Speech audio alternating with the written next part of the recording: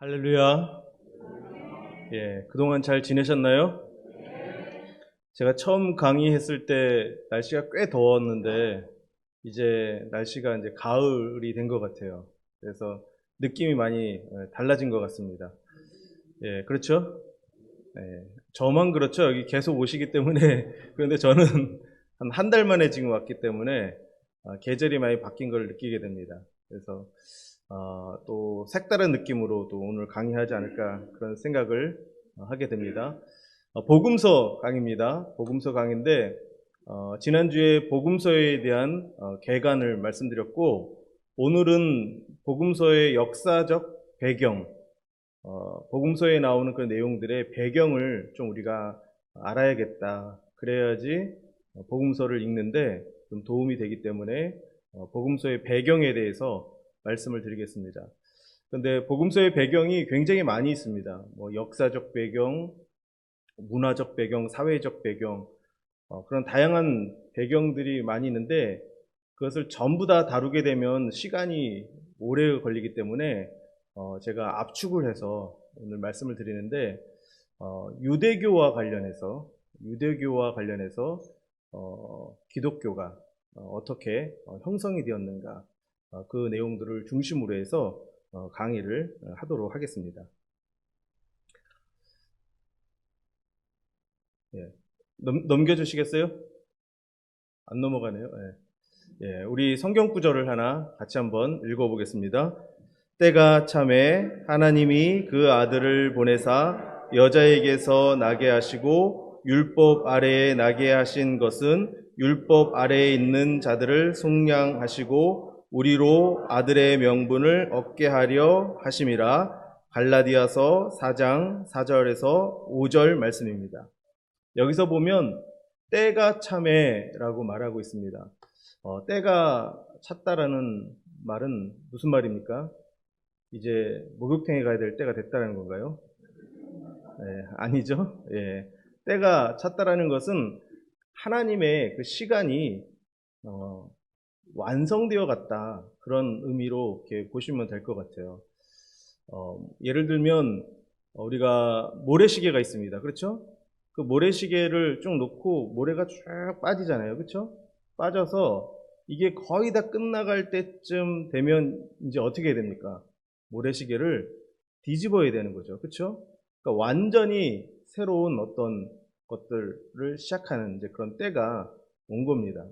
그런 의미에서 때가 참에 이렇게 이야기를 하고 있는 겁니다. 그래서 그 때가 참에 하나님이 누구를 보내셨다고 합니까? 그 아들을 보내셨다라고 말하고 있습니다. 그리고 그 아들을 보내신 이유가 무엇입니까? 율법 아래에 있는 자들을 속량하시고 우리로 아들의 명분을 얻게 하려 하심이라 라고 말하고 있습니다. 사도 바울이 예수님이 이 땅에 오신 것에 대해서 정리한 내용 중에 한 구절이 요겁니다. 바로 때가 참에, 그러니까 모든 상황들이 다 예수 그리스도가 오기에 적합한 그런 때가 다 이루어진 그때에 하나님께서 예수님을 이 땅에 보내주셨다라는 거예요. 그리고 그 예수님을 통해서 율법 아래에 있는 자들을 속량하셨다. 그렇게 말하고 있습니다. 그래서 율법 아래에 있다라는 거, 이것이 어떤 의미인지 제가 말씀을 드리도록 하겠습니다. 예. 예, 넘겨주시겠어요? 예. 요게 안 되는 것 같아요. 예. 그 신구약 중간기라고 하는데 말라기서부터 마태복음까지 한 400년의 그 공백기라고 그러죠. 침묵기라고 얘기를 하는데 그 기간을 신구약 중간기라고 합니다. 이때 여러 제국들이 이스라엘을 다스리고 통치하게 됩니다. 이때 유대교가 형성이 되는 겁니다. 그 시기에. 그때 유대교가 형성이 되고 그리고 다양한 변화들이 일어나게 되는데 이런 변화들이 복음을 증거하기에 적합한 때가 되도록 했다라는 겁니다. 그래서 이 기간 동안 하나님께서 무엇을 예비하셨는가 보니까 첫 번째로는 그리스 헬라 제국 시대에 헬라어를 전 세계 공용어로 만든 거예요. 오늘날로 치면은 전 세계에 공용어로 지금 어느 언어를 사용하고 있습니까? 영어를 사용하고 있잖아요. 그래서 선교지에 갔을 때 영어를 사용하면 웬만한 선교지에서는 다 통용이 되듯이 그때 당시에 어디를 가든지 헬라어를 쓸 수 있게 된 것입니다. 헬라어로 복음을 전할 수 있도록 한 거죠. 그래서 바울이 이 헬라어를 통해서 복음을 증거하게 됐다라는 것입니다. 이것이 준비되어 있었다라는 거예요. 그리고 프톨레미 왕조 시대에 구약 성경을 헬라어로 번역을 합니다. 그것을 70인역이라고 합니다. 그래서 공통적으로 같은 언어의 성경책을 모두 다 가지고 있을 수 있었습니다. 이것이 굉장히 중요한 또 내용 중에 하나입니다.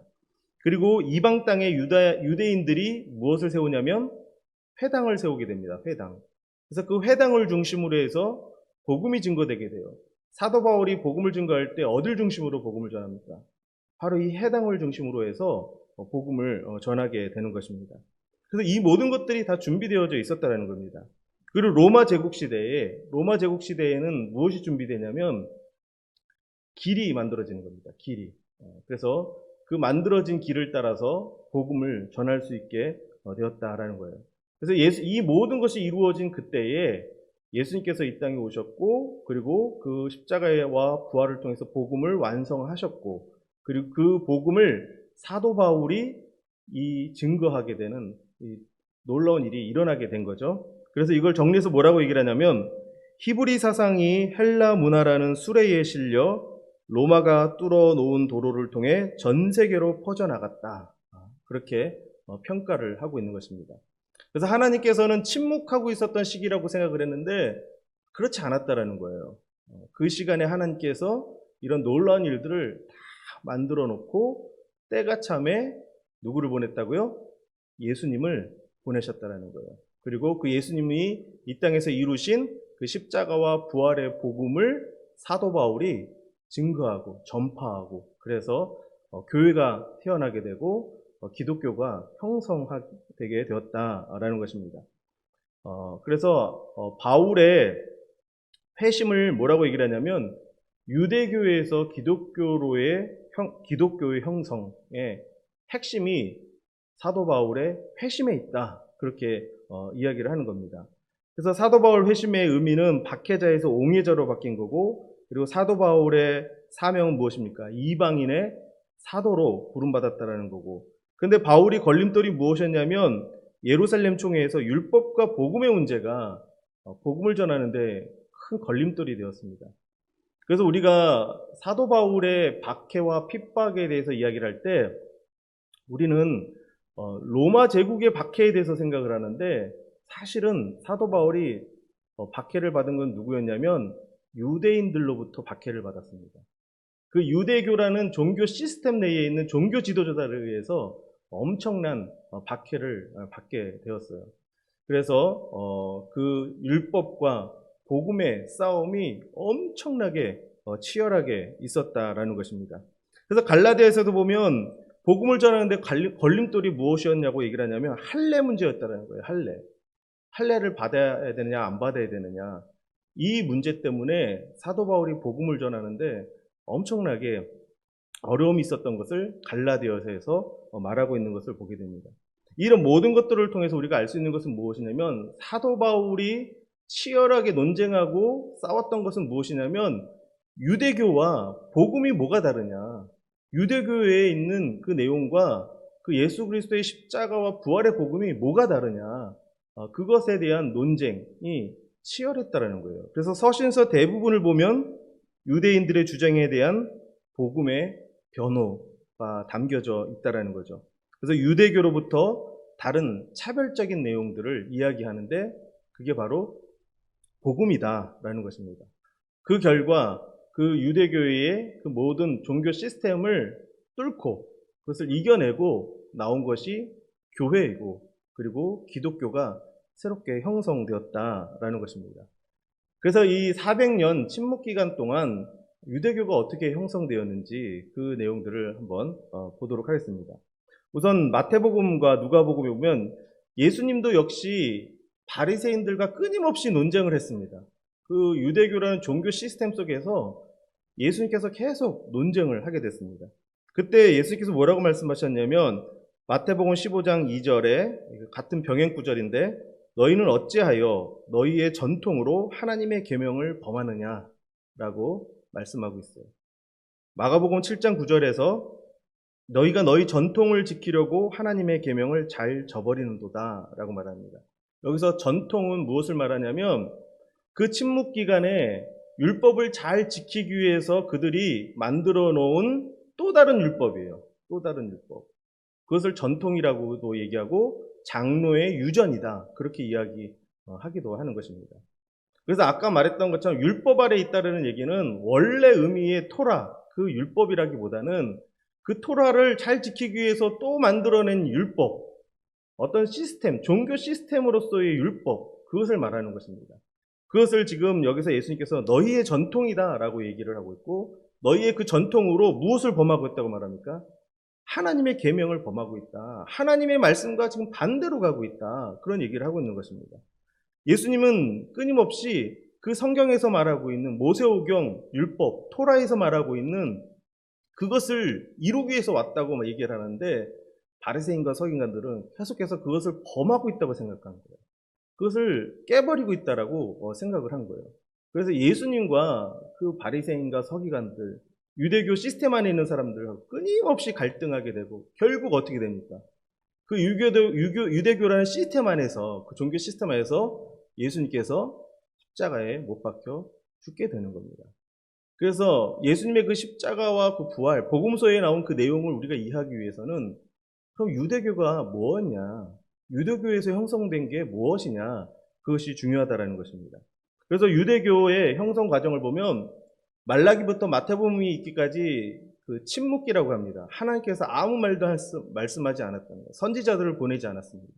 그래서 하나님이 말씀이 없는 그 시대였는데 이 시기에 이스라엘 백성들이 하나님을 잘 믿고 성전을 잘 지켜가기 위해서 스스로 뭔가를 만들어가기 시작했는데 그것이 율법이었고 그리고 그들의 종교 시스템이었습니다.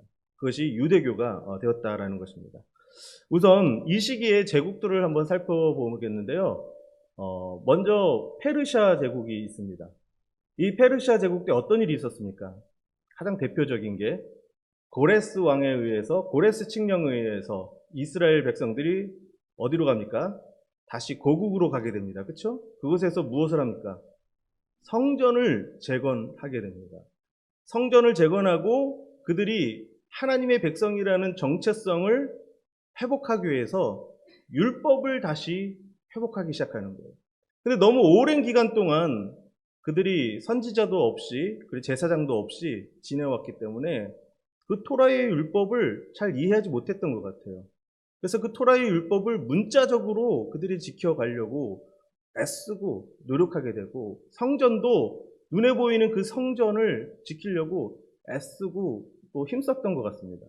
그러면서 자연스럽게 형성된 것이 새로운 이스라엘 백성들의 정체성이었는데 그 이스라엘 백성들의 정체성이 무엇이었냐면 곧 유대인이라는 정체성. 그러면서 그 안에서 유대교가 자연스럽게 형성된다라는 것입니다. 이때 세워진, 재건된 성전이 수룹바벨 성전이라고 얘기를 하는데 이 수룹바벨 성전이 또 한번 무너지기도 하지만 나중에 헤롯 대왕이 다시 그것을 세우기도 합니다. 그런데 예수님께서 그 성전에 대해서 뭐라고 얘기합니까? 이것을 무너뜨리고 내가 3일 만에 다시 일으킬 것이다 라고 말하고 있죠. 그렇죠? 그 유대교 안에서 성전은 건물로서의 성전이 중요했는데 예수님은 무엇을 얘기하는 거예요? 자기 자신이 성전이고 그리고 자기 자신이 십자가에서 죽고 3일 만에 부활하심으로 말미암아 진짜 하나님의 성전, 하나님이 임하는 것이 무엇인지, 하나님과 함께 동행하는 것이 무엇인지 그것을 이야기하고 말씀하셨다라는 것입니다. 그래서 이때부터 이스라엘 이꼴 유대인이라는 새로운 정체성이 형성되기 시작되었다라는 겁니다.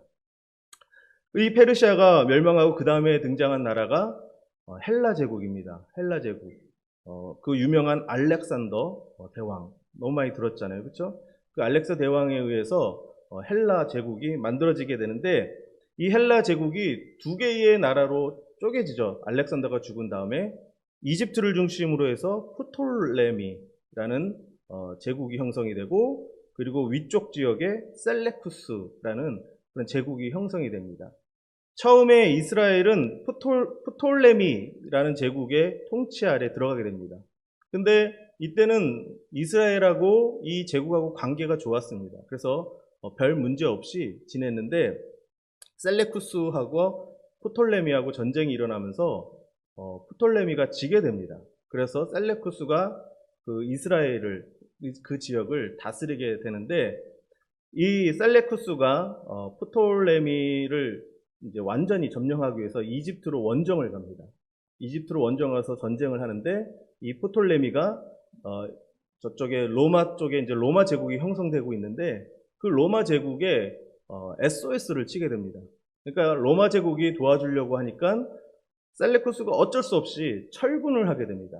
철군을 하면서 어디를 지나게 됩니까? 자연스럽게 이스라엘 지역을 지나게 되잖아요. 그렇죠? 이스라엘 지역을 지나고 거기에 예루살렘을 지나게 되는데, 그 예루살렘에서 이제 프톨레미하고 친하게 지냈으니까 이제 프톨레미 편에서 계속 모든 것들을 이야기하고 행동을 하고 그랬겠죠.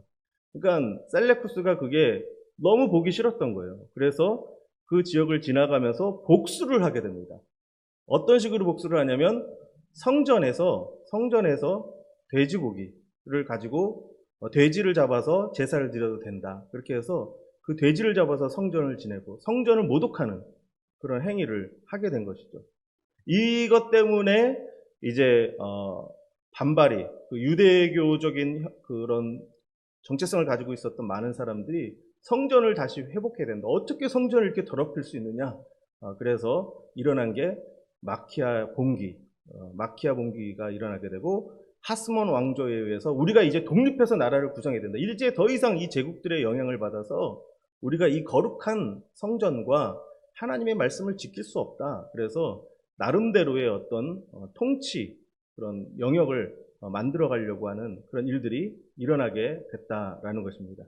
그래서 이때 프톨레미 통치 기간 동안에 무슨 일이 있었냐면, 알렉산드리아의 문화적 유산을 다 받아들이게 되고, 그리고 그래서 이때 헬라어로 구약 성경을 번역을 다 하게 된 겁니다. 그래서 이때 70인역 성경책이 번역되었다라는 것입니다. 그리고 셀레쿠스 통치 기간에 아까 말씀드린 것처럼 안티오쿠스 4세가 잔인하게 그 유대교를 진압을 하게 되죠. 그렇게 한 이유가 무엇이냐면, 로마 제국에 조공을 바쳐야 되는 거예요. 전쟁에서 졌으니까. 아까 이집트로 내려갔다가 거기서 졌다고 그랬잖아요. 그러니까 전쟁 배상금을 물어야 되고 하니까 이제 그 굉장히 세금을 걷기 위해서 이스라엘 그 지역에도 엄청나게 많은 압박을 하게 되고, 그리고 화가 나서 아까 말한 것처럼 성전에서 돼지를 바치게 하고 제우스 신상을 세우고 이런 일을 행하게 된 것입니다. 이때 마키아 혁명이 일어나게 된 것이고, 그리고 하시딤 운동을 통해서 율법을 강조하게 되고, 그래서 이때부터 장로들의 유전이라고 하는 그런 것들이 형성이 되었다는 겁니다. 그리고 이런 과정들 속에서 여러 유대교 이제 지류들이 형성이 됩니다. 그래서 바리새파, 에세네파, 사두개파가 등장하게 되고, 나중에는 헤롯 가문이 이제 이 지역을 다 통치하게 되죠. 그래서 우리가 예수님 복음서를 읽다 보면 나오는 여러 많은 사람들 있잖아요. 그 사람들의 어떤 그 종교적인 지형이 이제 이때 만들어지게 되었다라는 것입니다. 그리고 로마 제국이 이제 등장하게 되는데, 로마 제국 때에 이제 유대교가 어떻게 등장이 되냐면, 다음 넘겨주시면요. 디아스포라 유대인이 등장하게 됩니다. 그 로마 시대에 길이 발전하게 되고 그러면서 그 유대인들이 흩어지게 됩니다. 각 지역에 흩어지고, 그곳에 무엇을 세웁니까? 회당을 세우게 되는 것입니다. 회당을 세우면서 유대인들이 이제 디아스포라로 흩어져서 각 가문에 흩어지게 되고, 헤롯 대왕이 로마 제국에 잘 아부를 해가지고 이쪽 지역을 통치할 수 있는 이제 왕이 됩니다. 그래서 헤롯 가문이 통치하게 되고, 헤롯 가문이 통치하면서 유대교를 조금 환심을 사기 위해서 한 정책이 무엇이냐면 성전을 다시 재건하겠다라는 거예요. 솔로몬 시대의 성전의 화려함을 내가 재건하겠다. 그래서 성전을 짓기 시작하는 거죠. 그 헤롯 왕 때 성전을 짓게 시작하는 겁니다. 그러면서 그 여러 가지 정치적인 지형 속에서 다양한 이제 종교 지도자들이 형성이 됩니다. 사두개, 바리새인, 서기관, 열심당, 헤롯당, 에세네파 이런 종교 지파들이 형성됩니다. 다 들어보셨죠? 네, 성경을 읽다 보면 이런 사람들이 다 등장하게 됩니다.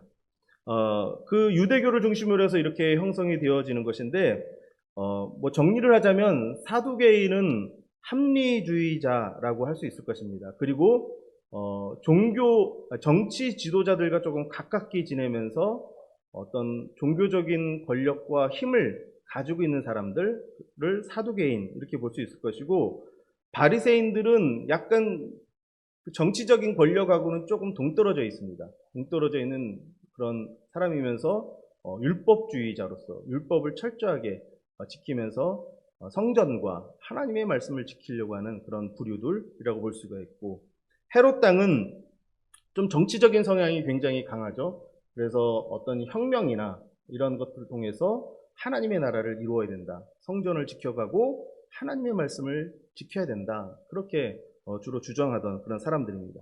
서기관은 그 율법책을 그대로 기록을 해서 전수하는 그런 사람들을 서기관이라고 합니다. 그리고 열심당이 있죠. 열심당도 정치적인 행동주의자고, 그리고 에세네파는 정치적으로 좀 많이 멀어져 있죠. 멀어져 있고 따로 독립된 생활을 하는 사람들 에세네파라고 얘기를 합니다. 그래서 이 내용들을 정리를 하면 이렇게 정리를 할 수 있을 것 같습니다. 서기관은 성경을 가르치고 성경 해석의 권위를 가지고 있는 그런 사람들이고, 에세네파는 광야에서 운동하면서 금욕 생활을 하는 사람들이면서 성경을 필사하게 되죠.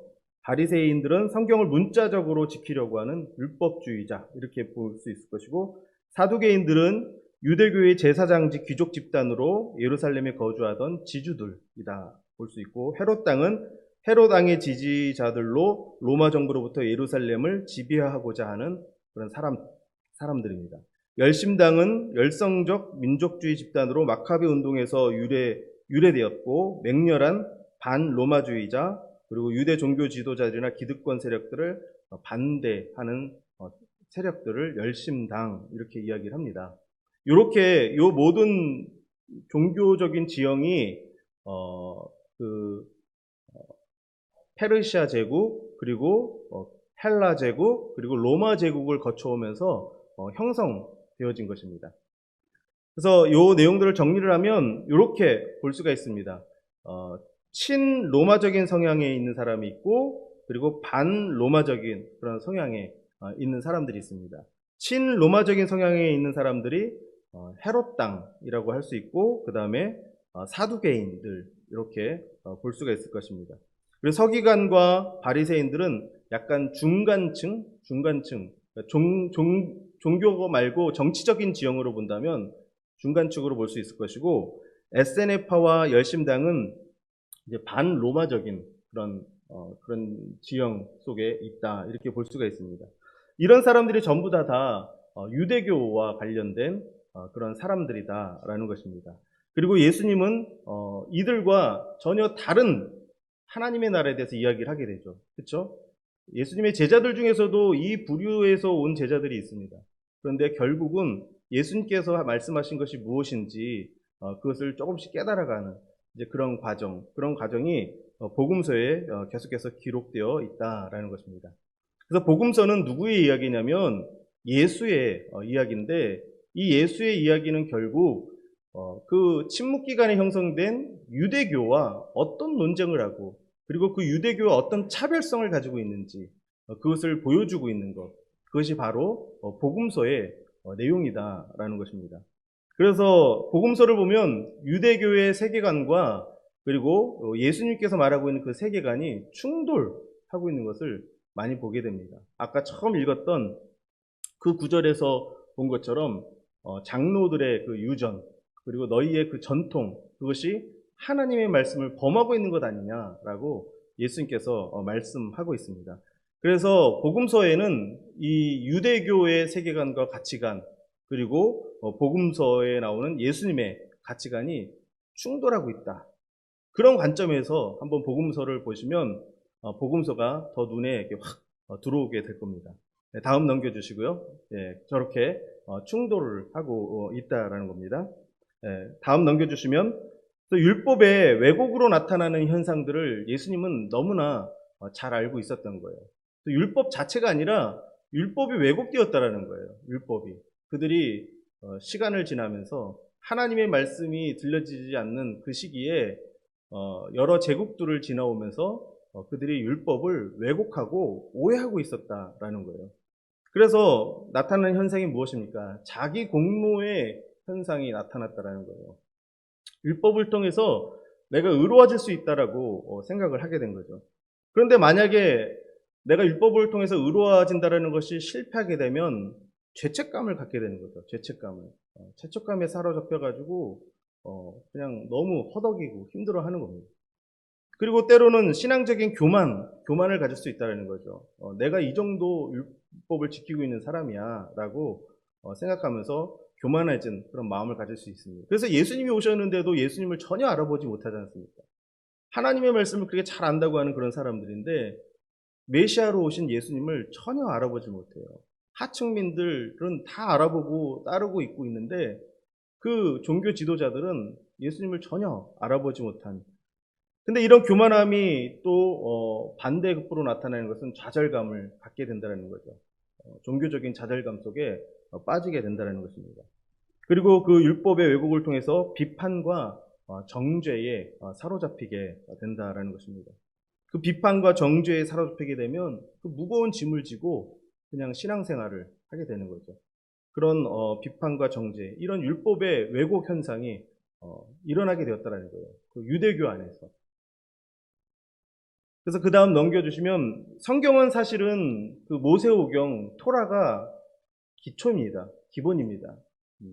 제일 밑에 모세오경 나오죠. 모세오경이 창세기부터 신명기까지인데 이 모세오경이 성경 전체의 기초고, 그리고 사실 이것을 이해해야지만 예수님이 어떤 분인지도 알 수 있다라는 것입니다. 그런데 이 모세오경의 핵심을 이야기하러 간다면 언약적 관계라는 것입니다. 이스라엘 백성과 하나님은 언약적 관계라는 거예요. 그래서 그 침묵기에 형성된 유대교처럼 그 율법을 철저하게 지키는 것이 하나님의 백성으로서의 정체성이 아니라 언약적 관계 속에 들어가야지만 그것이 진정으로 하나님의 백성이고 하나님의 자녀다라고 이야기하는 것이 바로 모세 오경이다라는 거예요. 근데 그 언약적 관계의 핵심이 무엇이냐면 율법도 있지만 하나님이 이스라엘 백성들을 신부로 맞이했다라는 거예요. 그건 무슨 얘기입니까? 인격적인 관계와 형성, 그 안에 있는 사랑, 그 사랑이 기초가 되어서 그 관계가 형성이 되었다라는 거예요. 그리고 나서 지켜야 되는 것이 율법이다라는 것이죠. 그래서 율법 자체가 중요한 것이 아니라 율법을 이룰 수 있는 언약적 관계가 중요하다라는 거예요. 언약적인 관계. 그 언약적인 관계 속에서 그 율법을 지킨다라는 것이죠. 이게 모세오경의 핵심이라는 거죠. 그래서 선지자들이 얘기한 것이 무엇이냐면 그 모세오경으로 돌아가자라는 얘기예요. 선지서의 핵심은 모세오경으로 돌아가자라는 얘기예요. 그러니까 너희가 지금 율법을 철저하게 지키고 있고 성전을 그렇게 귀하게 여기고 있는데 하나님을 정말 사랑하냐라는 거예요. 너의 마음속에 정말 하나님의 마음이 담겨져 있는 그 언약적인 관계 속에 좀 들어가 있느냐라고 외치는 것이 선지서라는 거예요. 선지서. 그래서 여호와께 돌아와야 된다라고 이야기를 하고 있는 것이고, 우리 마음의 할례를 받아야 된다. 그런 것들을 계속해서 강조하면서 이야기하고 있는 것이 바로 선지서다라는 것입니다.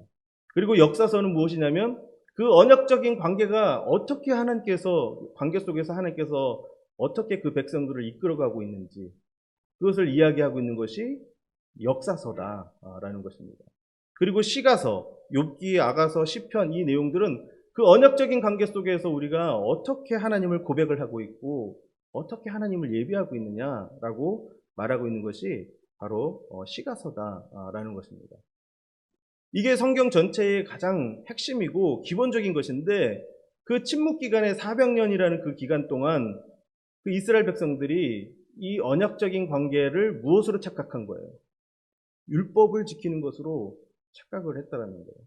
그 눈에 보이는 예루살렘의 성전을 지키는 것, 그것이 언약적 관계를 유지하는 것이다 라고 생각을 하게 된 거예요. 그래서 그것을 더 철저히 지키기 위해서 율법 위에 또 다른 장로의 유전을 만들었고 전통을 만들었고, 그래서 그 율법의 굴레 속에 그냥 그들이 있게 된 것이죠. 그래서 예수님께서 오셔서 바리새인들과 논쟁할 때 한 얘기가 그거예요. 너희의 그 전통이 하나님의 말씀을 지금 범하고 있는 것 아니냐. 하나님이 말씀하고 있는 것이 뭔지 좀 정확하게 한번 봤으면 좋겠다. 모세오경에서 말하고 있는, 토라에서 말하고 있는, 율법에서 말하고 있는 그 핵심이 무엇인지 너희가 좀 봤으면 좋겠다라고 예수님께서 끊임없이 논쟁하고 말씀하고 계시다라는 것입니다. 그래서 사실은 모세오경 전체에 있는 내용을 그냥 포도즙에 넣어서 짜듯이 쭉 짜면은 그냥 엑기스가 나오는데, 그 엑기스가 뭡니까? 신명기 6장에서도 말하고 있듯이 마음을 다해서 누구를 사랑하는? 하나님을 사랑하는 것이고 내 이웃을 사랑하는 것이고, 예수님도 그 말씀하시고 있지 않습니까? 율법이 뭐냐고 물었을 때 하나님 사랑하는 것이고 이웃 사랑하는 것이다 라고 합니다. 그 언약적인 관계 속에 있는 하나님의 그 사랑, 그것을 이야기하고 있는데, 너희는 지금 겉에 형식적인 것만 지금 너희들 이야기하고 있지 않느냐라고 예수님께서 바리새인과 서기관들에게, 그 유대교의 중심에 있는 그 사람들에게 도전하고 있는 그런 내용이 복음서다라는 것입니다. 그래서 여기 율법과 복음을 그림으로 정리하면 이렇게 볼 수가 있을 것 같아요. 본질은 무엇입니까? 그 언약적 관계 속의 본질은 하나님의 사랑이라는 거예요. 하나님의 은혜. 근데 그것을 형식으로 만들어 놓은 것이 무엇입니까? 율법이고 성전이다라는 것입니다. 그런데 이스라엘 백성들, 모세오경에서 말하고 있는 것도 이거였는데, 그 침묵 기간을 지나면서 이스라엘 백성들이 강조하게 된 것이 무엇입니까? 그 안에 있는 본질이 아니라 뭐예요? 형식을 강조하게 됐다는 거예요. 눈에 보이는 성전을 강조하게 된 것이고, 그리고 율법을 지키는 것, 그것을 강조하게 됐다는 거예요. 그래서 예수님께서 오셔서 이걸 깬 거예요. 이게 아니다. 너희가 성경을 잘못 알고 있다라는 것을 알려주신 거죠. 어떻게 바꾼 겁니까? 본질이 더 중요한 것이다.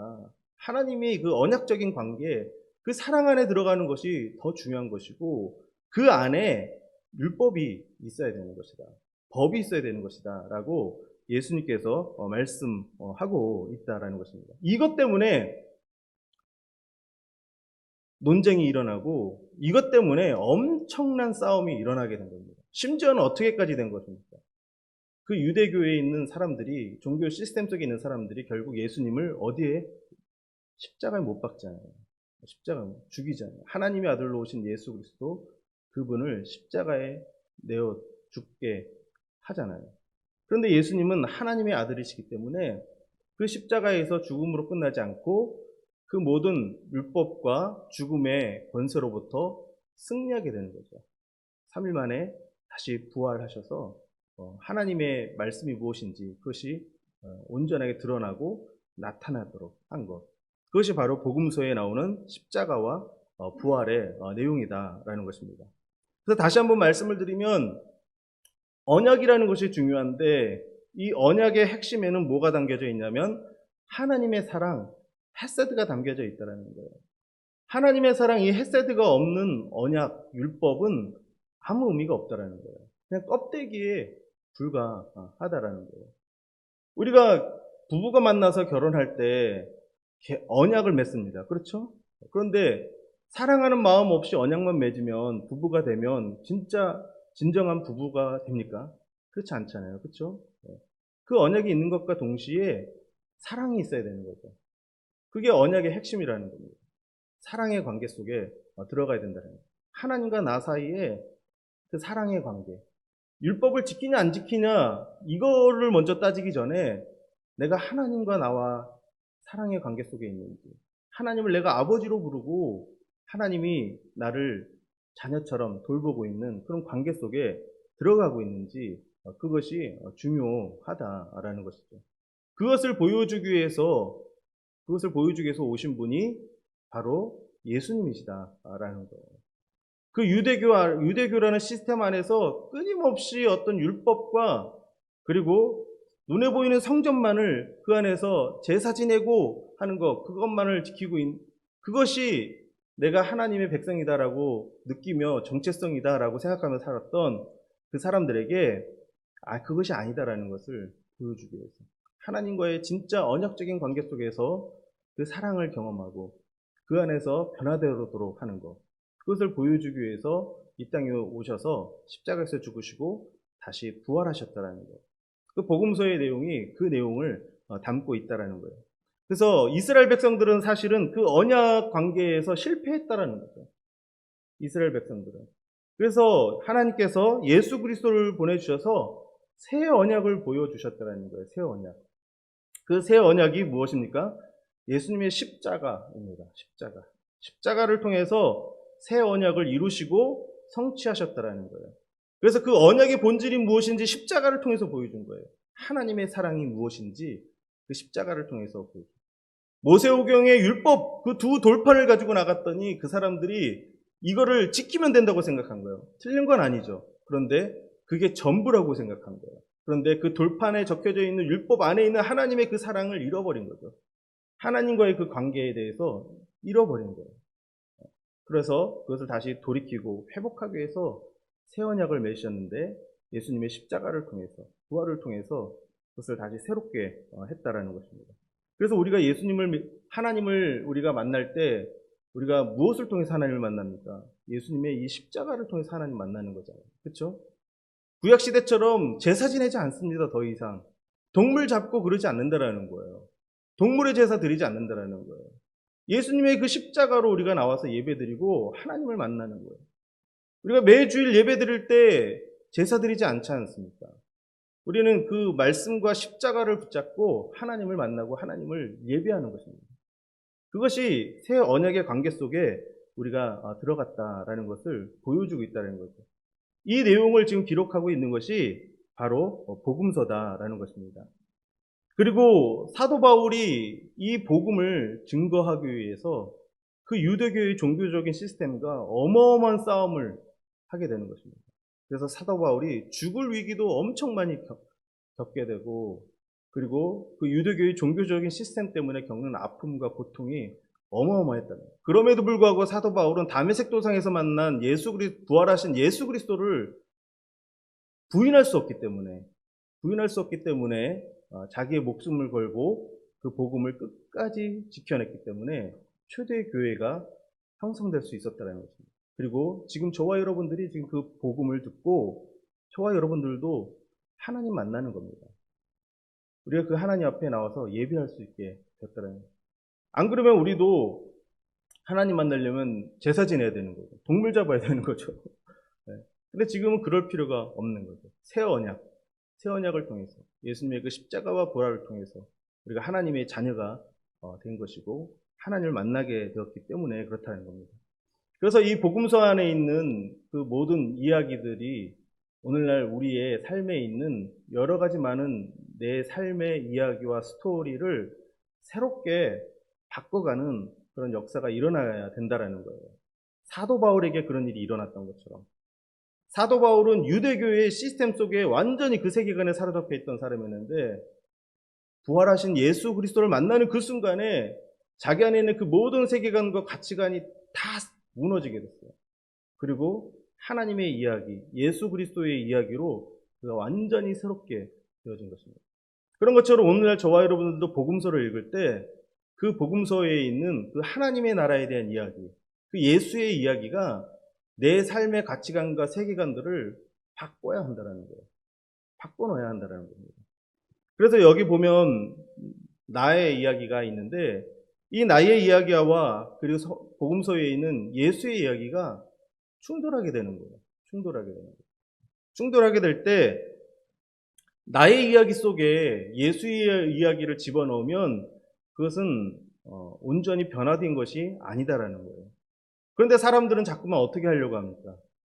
내 삶의 스토리 속에 하나님의 이야기가 있기를 원하는 거예요. 내 삶의 스토리 속에 하나님의 이야기가 그냥 보석처럼, 액세서리처럼 그냥 있기를 원하는 거죠. 그래서 내 삶을, 내 자아를 더 윤택하게 만들고 더 멋지게 만드는 것이 하나님이었으면 좋겠다라고 생각하는 거예요. 그런데 우리가 그렇게 되면은 자기 믿음을 가지고 있는 것이고 자기 복음을 가지고 있는 것이지 그것이 진짜 내가 복음 안에서 내가 변화된 것이 아니다라는 것이죠. 우리가 정말 복음서를 읽고 예수님을 만났다고 한다면 우리 안에 그 예수의 이야기 속에 우리가 들어가서 우리의 스토리가 새롭게 바뀌어야 된다는 거예요.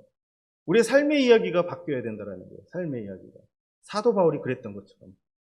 사도 바울이 그 예수 그리스도의 이야기 안으로 들어가서 자기 안에 있던 유대교적인 모든 시스템과 세계관들이 다 바뀌어 버린 것처럼 저와 여러분들이 복음서를 읽으면서 예수의 이야기 속에 들어가서 내가 가지고 있었던 기존의 모든 생각, 내가 기존에 가지고 있었던 모든 종교적인 관습들, 그 모든 것들이 다 뒤집어져야 된다는 거예요. 완전히 다 바뀌어야 된다는 거예요. 그래서 그 예수의 이야기 속으로 내가 들어가야 한다는 것입니다.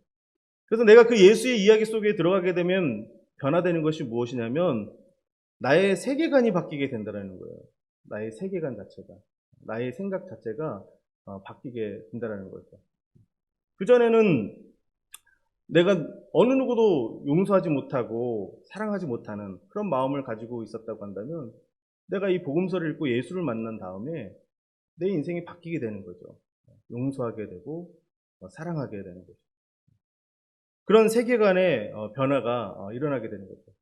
모든 것이 내 중심적으로 움직여야 되는데 그렇지 않다라는 것을 우리는 복음서를 읽으면서 예수를 만나면서 깨닫게 되는 거죠. 코페르니쿠스적 전환이라고 그러잖아요. 그렇죠? 그게 무슨 얘기입니까? 지동설 속에 있었는데 천동설 속에 있었는데 지동설로 바뀐 건가요? 그렇죠? 네, 지동설로 바뀌게 되는 거죠. 하늘이 돌고 있다고 생각을 하고 있었는데 그게 아니라 지구가 돌고 있다는 것을 생각을 바꾼 거예요. 근데 내가 곰곰이 생각해 봤어요. 그게 엄청나게 힘든 일 같아요. 왜냐하면 저도 하늘을 보면 하늘을 움직이는 것 같지 지구가 움직이는 것 같지 않거든요. 그렇잖아요. 해가 이렇게 움직여서 바뀌는 것 같고 달이 이렇게 움직여서 바뀌는 것 같고 별들이 막 이렇게 움직이는 것 같지 지구가 움직인다고 생각이 안 들어요. 여기에 있으면. 지구를 중심으로 생각하면 그런 생각이 절대로 안 듭니다. 근데 지구를 떠나서 밖에 나가서 보니까 어떤 거예요? 지구가 움직이고 있는 거예요. 지구가. 그 생각이 바뀌는데 얼마나 오랜 시간이 걸렸습니까? 그런 것처럼 내가 중심이 되었던 그런 모든 가치관 그것이 예수를 만나고서 하나님 중심으로 바뀐다라는 것은 어마어마한 사건이라는 거예요. 어마어마한 사건. 근데 복음서를 읽으면서 예수를 만나면 이런 일이 일어난다는 거예요. 이런 일. 내 중심적이었던 모든 것들이 하나님 중심으로 중심 이동이 되고 바뀌는 그런 역사가 일어나게 된다는 거예요. 두 번째는 무엇입니까? 정체성이 바뀐다는 거죠. 정체성이. 죄의 노예로 살아가던 우리가 하나님의 자녀로 바뀌었다라는 거예요. 사도 바울의 글들을 보면 끊임없이 이런 정체성에 관한 이야기들을 하고 있지 않습니까? 나는 그리스도의 종이다라고 얘기를 하지 않습니까? 사도 바울이. 나는 종으로서 살아가는 것이고 나는 종으로서 이렇게 하는 것이지 내가 뭘 주장하려고 하는 것이 아니다. 늘 얘기하고. 그리고 죄의 권세로부터 내가 벗어나서 하나님의 자녀가 되었다. 그런 이야기를 계속해서 끊임없이 하고 있지 않습니까? 우리의 정체성이 바뀌어야 된다는 거죠. 우리의 정체성. 그런데 그 정체성의 근거는 아까 말씀드렸던 것처럼 내가 율법을 지키기 있기 때문에 그 정체성이 형성되는 것이 아니라 하나님과의 관계가 새롭게 되었기 때문에 내 정체성이 새롭게 되어진다라는 것입니다. 그리고 삶의 실존을 재해석하게 된다는 것이죠. 예수를 만나면 우리의 삶을 새롭게 해석을 하게 되는 거예요. 그래서 사도 바울은 그렇게 고난을 당하는데도 기쁘다고 얘기를 합니다. 감옥에 갇혀 있는데도 자기 행복하다고 얘기를 해요. 왜 그렇습니까? 자기 삶의 실존을 해석하는 방법이 다르니까 그런 거예요. 세상적인 방법으로 보면 감옥에 갇혀 있는 것이 실패한 거고 정말 슬픈 일입니다. 그런데 사도 바울은 예수를 만나고 그 자기의 실존을 해석하는 방법이 달라졌기 때문에 그것 때문에 절망하지 않는다라는 거예요. 더 기쁘다라는 거예요. 그러면서 오히려 성도들한테, 빌립보 성도들한테 뭐라고 보니까 너희도 기뻐하라 라고 이야기하고 있지 않습니까? 자기 실존에 대한 해석이 달라지는 겁니다.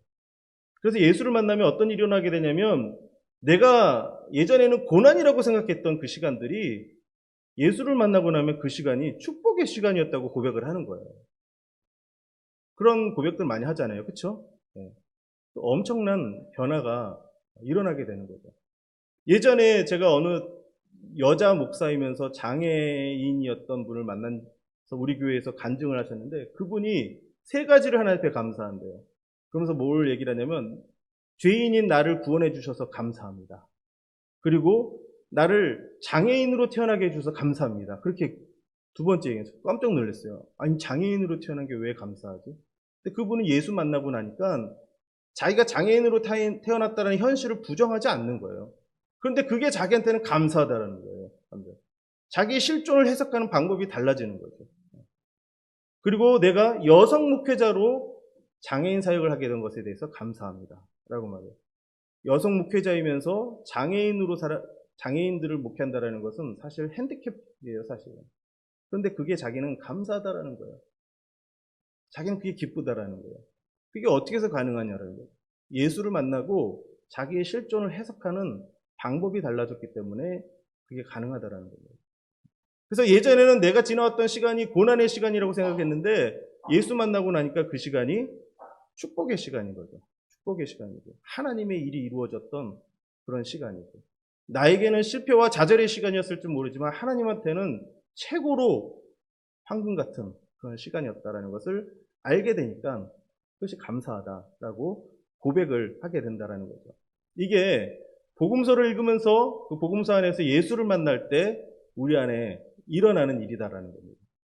우리 안에 이런 일들이 일어나게 되고 그리고 복음서를 통해서 우리의 삶을 새롭게 바라보고 하나님의 은혜를 경험하고 하나님의 그 사랑 안에 있는 저와 여러분들이 될 수 있기를 주님의 이름으로 축복합니다. 그래서 마지막으로 요한복음 20장 30절과 31절을 보면 그 복음서의 기록 목적을 이야기를 하고 있습니다. 요한복음 자체만을 이야기할 수도 있겠지만 요한복음은 복음서 마지막이잖아요. 그렇죠? 사복음서 중에 마지막에 최종적으로 쓰여진 복음서입니다. 그래서 이 모든 복음서의 목적일 수도 있을 것 같아요. 우리 30절, 31절 같이 한번 읽어보겠습니다. 예수께서 제자들 앞에서 이 책에 기록되지 아니한 다른 표적도 많이 행하셨으나 오직 이것을 기록함은 너희로 예수께서 하나님의 아들 그리스도이심을 믿게 하려 함이요 또 너희로 믿고 그의 이름을 힘입어 생명을 얻게 하려 함이니라. 아멘. 네. 이 책에 기록되지 않은 또 많은 표적들도 많이 있지만 내가 이것을 기록한 이유는 뭐라고 말합니까? 예수께서 하나님의 아들 그리스도이심을 믿게 하려 함이요. 이것을 통해서 무엇을 얻는다고요? 생명을 얻게 하려 하십니다. 우리가 복음서를 읽으면서 예수님이 하나님의 아들이라는 것이 믿어지고 그것을 통해서 생명을 경험하는 저와 여러분 되시길 바랍니다.